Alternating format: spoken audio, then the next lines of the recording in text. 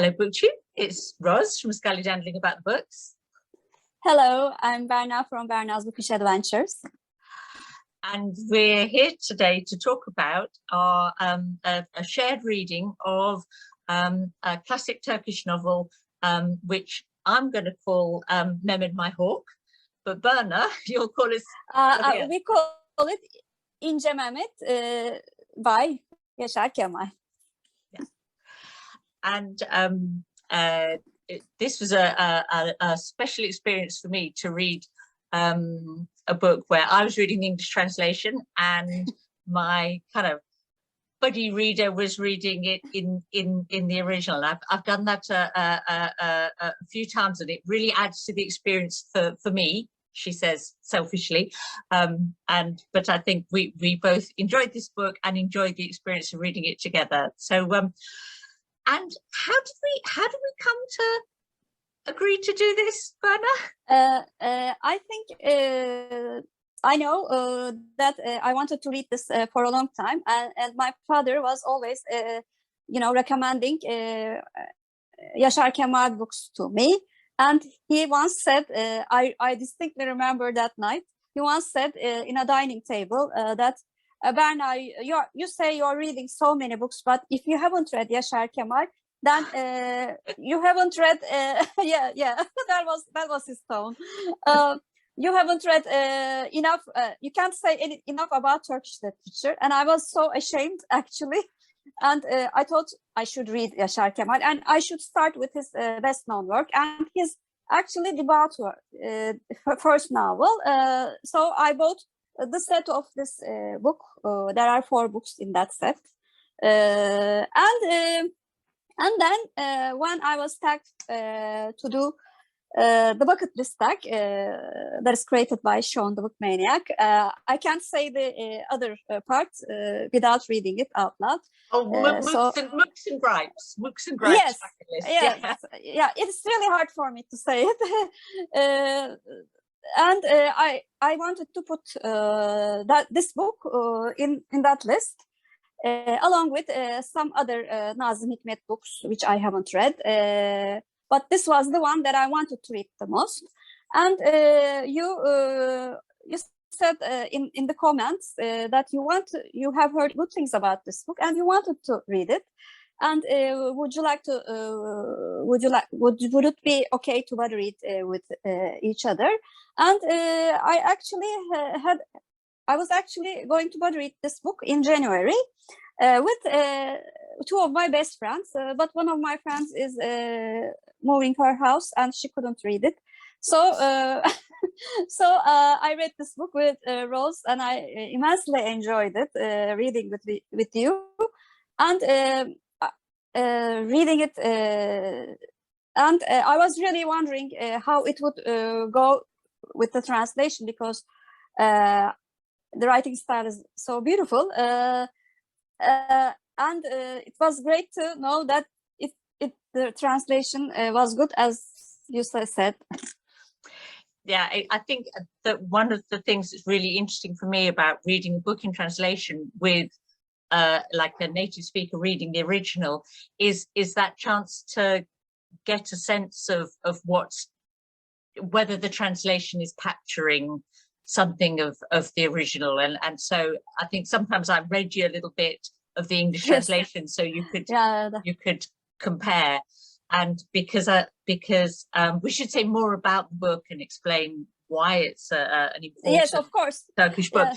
But I think one of the things that you said about it is that in Turkish it has a very distinctive style and a beautiful style, which is one of the reasons why it's a classic. Yeah. Yes. And so that's always a challenge for a translator to convey a very distinctive style in another language that works very differently. So maybe we'll come back to that. Yeah. Yes, of course. Should I explain, if I explain something about the book for people who haven't read it? Of course. So, it's although I will say that Berna's done a video about it in her Turkish Shelf series. Yes. Where she talks about it's a brilliant series of videos. I love it. She talks Thank about you. Books that are either I mean, they're either books by Turkish authors, or some of them are books that are set in Yes. Turkey. So it's like, hence the Turkish Shelf, which is great. And so there's a Turkish Shelf video about this that summarizes some things, but just to introduce it here. So this is it's kind of a coming of age story. It's the hero, Mehmet, and how would you pronounce it just right for me, Berna? His Mehmet. name? Mehmet. It's more Mehmet. Yeah. And so Mehmet, he starts the book as a boy, and by the end of the book, he's still a young man, I guess, in his, like, maybe it's mid 20s. Just into his 20s. Yeah. So it's his youth, and it's set in a relatively remote, rural part of Turkey in the southeast. Yeah, in the south. Yeah. And in probably like the late 1920s, early 1930s, but the book was published in 1955. 55. Yeah. And the author actually started writing the book in 1940s, but I think he needed time to process the story and how to finish it. That's what he said in his interviews, and he finished it in 1955. Yeah. And the story is how he goes from being kind of like almost like a poor, like a peasant, I guess, to becoming something of a folk hero. Like a brigand or a bandit, or almost a Robin Hood figure in English terms, you know, that sort of outlaw who's stealing from the rich and, you know, kind of giving to the poor. Yeah. So that's so it's the story of how he ended up in that life and his adventures, I suppose. So that's kind of the shape of it, isn't it? Yeah? Yes. And it is also deals with how the people in his village deal with Mehmet's progress, and how he is viewed by them in different periods of his growth.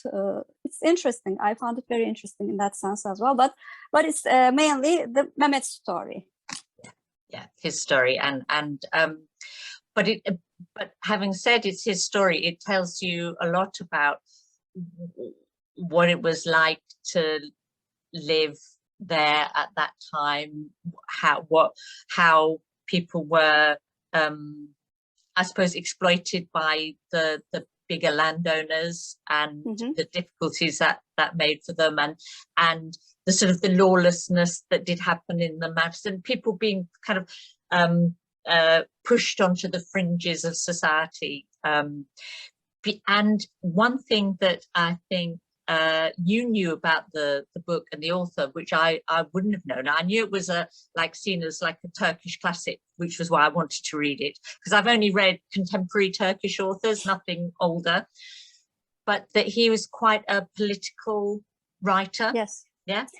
Yeah, he was very, very political, especially in the time when I was a teenager, and he was actually not seen very sympathetic in the government and in the political arena. And because I didn't have a political identity at that time, I thought he was like, trying to separate the Turkish society. That was my view. But as I read more and more about him, I knew that this was just a propaganda by the government and the people who do not, who are very, very pro-Turkish people. I do not want to say racist, because that would be too much, but too much Turkish identity.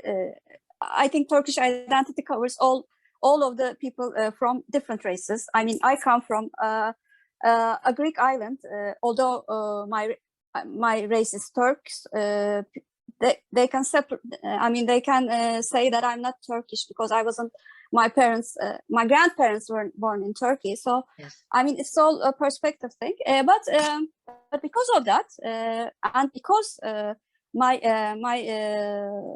reaction to his political identity, I thought this book would be very, very political. Yes. And I have read some books by his contemporaries, of course in Turkish, because they are not mostly translated. And even though they tell a story, their political agenda is felt through the book so much against Republic, pro-Republic, communist.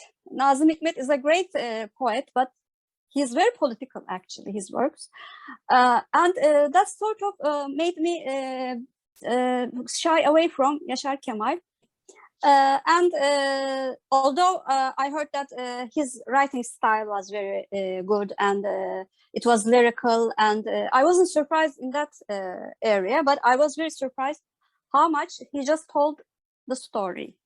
That was the thing. Not trying to teach us with political agenda.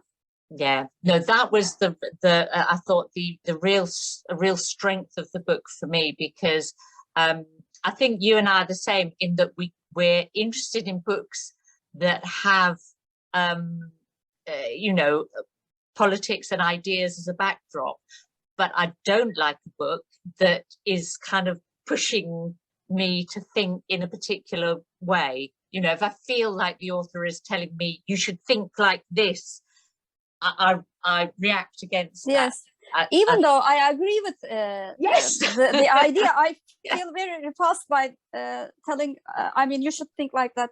I mean, I'm old enough to think for myself. So yeah, and it just spoils the you know. Then they should write an essay, not a novel. Yes. Whereas this really works as a novel, doesn't it?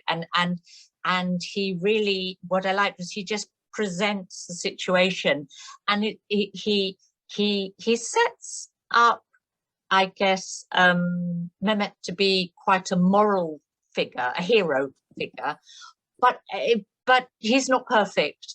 And most of there's one or two figures in the story, Abdi, say, who are definitely villains, you know, are set up to be the ultimate, the baddies. Big baddie. Big baddie, yeah.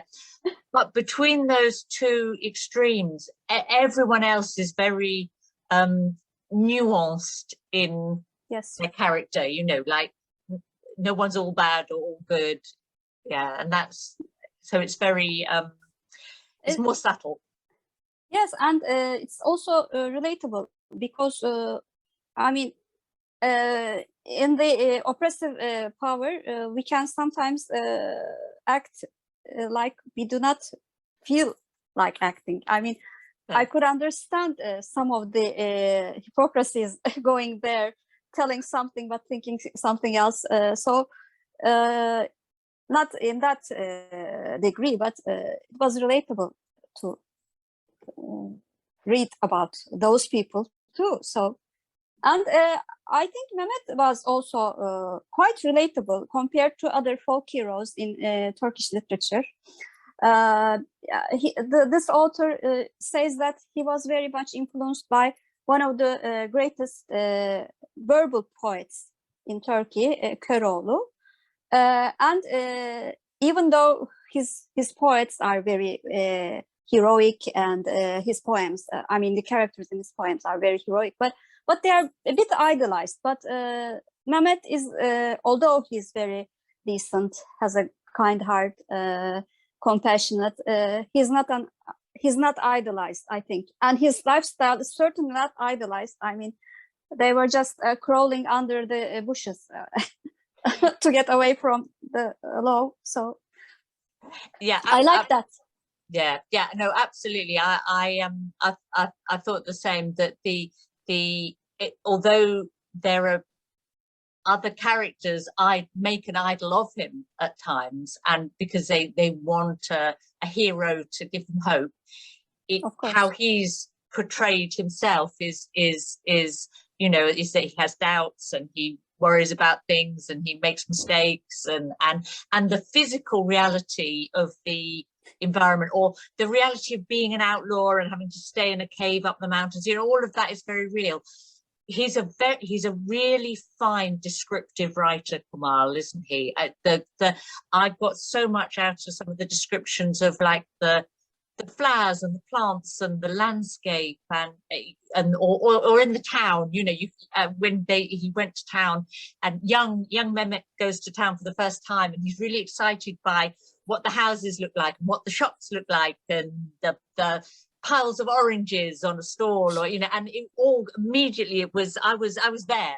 I was transported. Yes, and the fact that he writes about the environments that he knows, because he was raised in Adana, although he was not very poor, as far as I know. It comes from his own experience, but his descriptive style is incredibly good.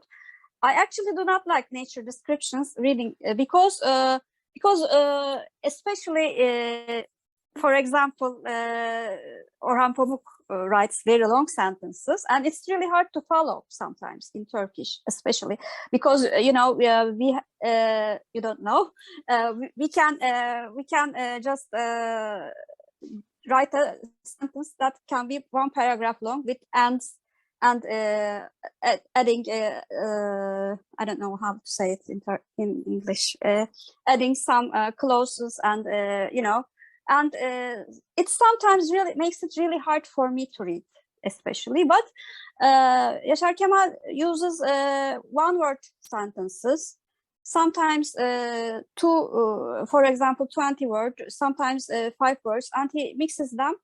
And when you read it out loud, it is melodic in Turkish. You read out loud in English, and it really sounds melodic in English too. So it's really a good, I don't know, ability to. I don't know how he did that. Yeah. Yeah, I think the translator did a really good job. Yeah, because it wasn't the same as in like in English that has different sort of structures to sentences. I mean, we can do very long sentences and very short sentences, but not in quite the same way, I think. So he captured the lyric quality without kind of copying, I suppose, the style. Yes. I was really interested in something you said when we were talking about the book, which is that you don't particularly like poetry. I mean, that's not one of your enthusiasms. Whereas I do. I love poetry, but that actually it's quite, in places this was quite a poetic style of writing, but that didn't put you off. Yes, it didn't. I don't know. Maybe it was just for complete sentences were always in the structure. Maybe that could be the reason, because I struggle with poetry because of incomplete sentences sometimes, you know, passing from I don't know, maybe I'm too logical minded for this thing. I don't know. I don't mean to say you're oh, well, I'm very illogical and romantic, obviously. Maybe it comes from, you know, having a scientific background. It could be any of those things. I don't know, but poetry, if it's not read to me, I do not understand it, actually. So that's but I really did like his writing, because it was between a text, structured text, and poetry, just something in between. Yeah. So the chunks when he really just tells the story in quite a vivid way with lots of plot, and then there's little kind of more descriptive, kind of more poetic chunks. You said something about structure, and I was very impressed with the structure of the book, the way he put it together, because he does this thing where he he jumps to a different scene and perhaps a different set of people, and it seems completely unconnected to Yes. what you were reading. You were really in some exciting bit of the story, and then suddenly you're with a couple of people that you've never met, you know, and you're thinking, how is it? And then every time he makes the connections beautifully and leads you into another bit of the story through that cut, that shift. Yes. Yeah. I mean, it was interesting because he assumed that we knew the backstory, and he told it in small details, and at the end we actually had an idea about that character's backstory, which was, I think, very impressive too. Yeah.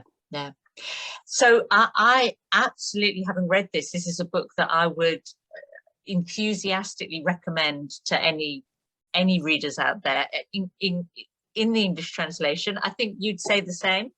Yeah? Yes, I would. I actually talked about that book, and people's reactions were like, "Oh, it's."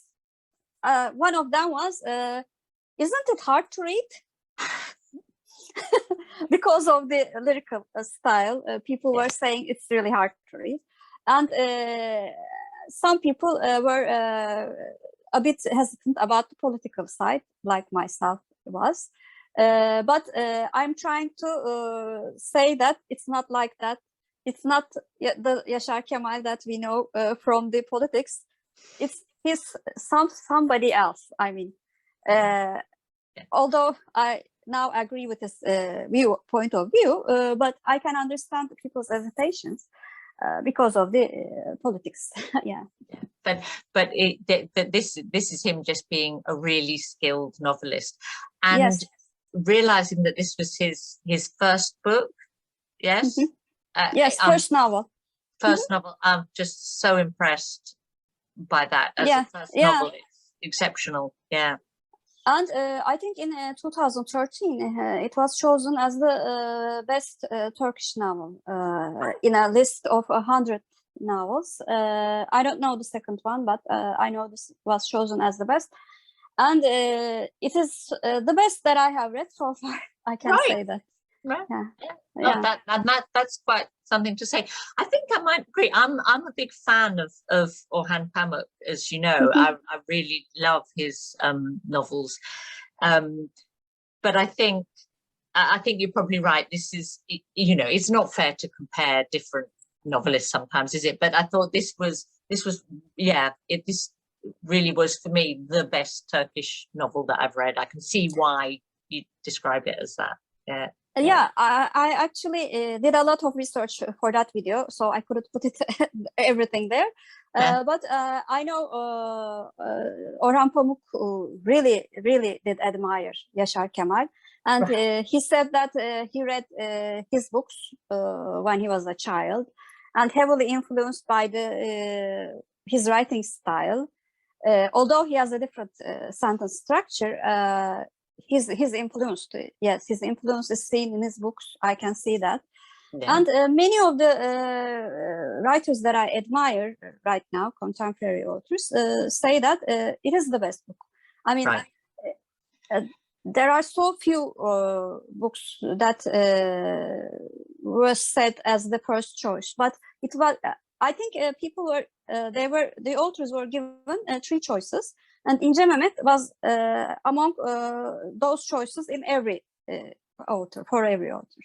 Yeah. So that's why this book was chosen as the best. Yeah. Well, I'm not surprised, and I'm really looking forward to reading the second book in the series, which is also available in English, fortunately. Yes.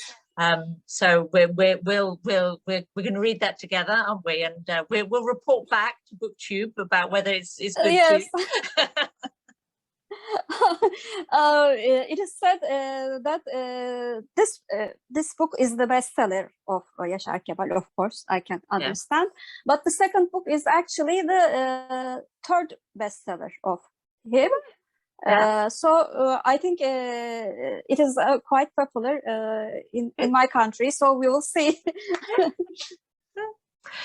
Well, I think we've probably given a good explanation and we've Yes. enthused about the book. So shall we stop and say goodbye? Yeah, of course. Bye, BookTube. Bye.